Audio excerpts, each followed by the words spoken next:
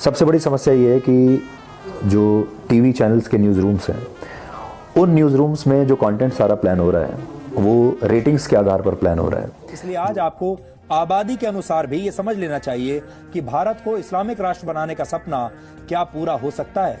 अयोध्या में राम मंदिर निर्माण को लेकर पूरे देश में इस समय उल्लास का माहौल है।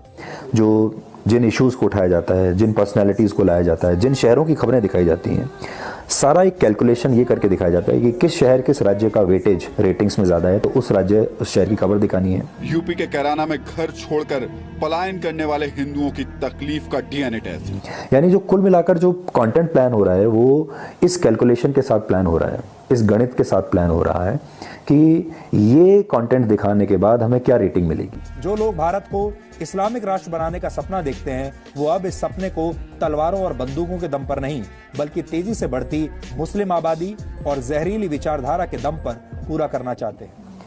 तो कहीं ना कहीं एक डिसऑनेस्टी है।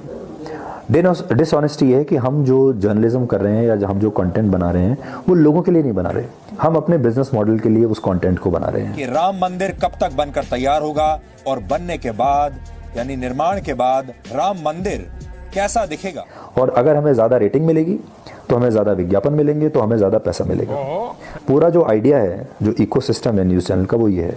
राम मंदिर जब बनकर तैयार हो जाएगा तो ठीक इसी तरह दिखाई देगा। इसलिए आपको खुश होना चाहिए इस बात से कि सिर्फ 3-3.5 साल में राम मंदिर बनकर तैयार हो जाएगा, यानी वर्ष 2024 से पहले भव्य मंदिर बनकर तैयार हो जाएगा। तो इस इकोसिस्टम में ही कहीं ना कहीं बेईमानी छुपी हुई है। इसीलिए बहुत सारे जो लोग हैं वो न्यूज़ चैनल के साथ अपने आप को कनेक्ट करके नहीं देखते। उनको ये लगता है कि आज भी जो खबर हम देखना चाहते हैं वो न्यूज़ चैनल्स नहीं दिखा रहे हैं, और ये एक बहुत बड़ा कारण है कि सारे न्यूज़ चैनल आपको एक जैसे दिखते हैं।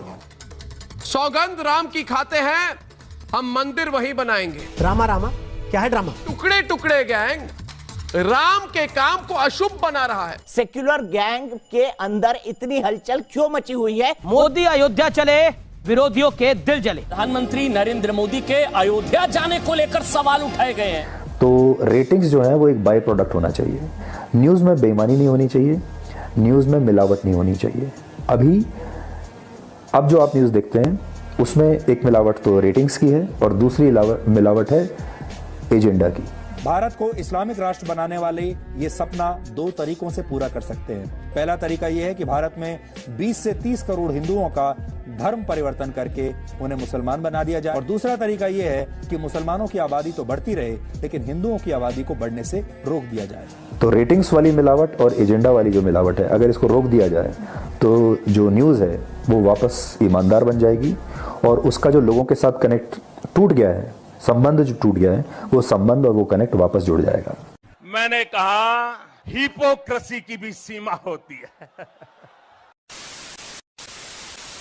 डॉक्टर सुभाष चंद्रा ने एक बार हमसे ये पूछा कि ये चैनल हमने क्यों खोल के रखा हुआ है, इसका मोटिव क्या है। डॉक्टर सुभाष चंद्रा ने हिसार में बीजेपी के उम्मीदवार डॉक्टर कमल गुप्ता के लिए वोट मांगा। ऐसे पत्रकारों से सावधान रहिए, ऐसे लेखकों से सावधान रहिए जो कि बड़े बड़े नेताओं से, बड़ी बड़ी पॉलिटिकल पार्टी से या बड़े बड़े उद्योगपतियों से मिले होते हैं। यही नेता आगे चलकर राज्यसभा के सदस्य बन जाते हैं, राजनीति में आ जाते हैं, पैसा कमाते हैं और अपना जीवन बड़े शान और शौकत के साथ जीते हैं, लेकिन जीवन भर आपको गलत खबरें देते रहते हैं।